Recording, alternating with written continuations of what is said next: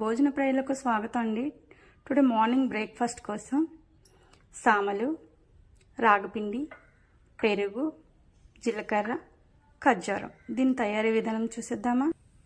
Stove on చేసుకొని pan పెట్టుకోవాలి. ముందుగా జీలకర్ర,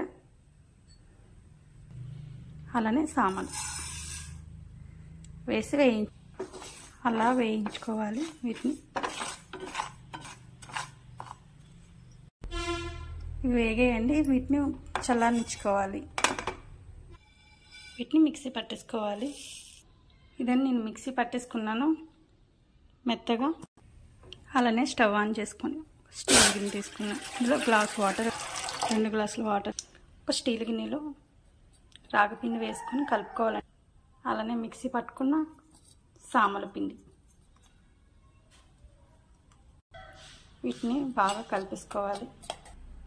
వాటర్ వేసి బాగా మిక్సింగ్ చేసుకోవాలి, ఉండలు లేకుండా.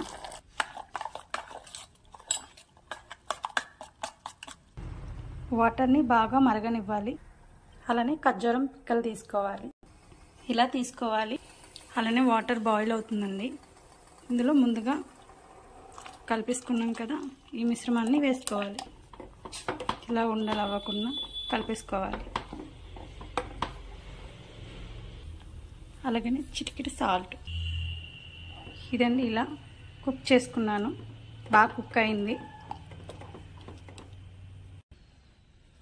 ఇలా వేసుకోవాలి, పలుచగా ఉండాలని. అలానే పెరుగు, ముందుగా పిక్కలు తీసుకున్న ఖర్జూరం.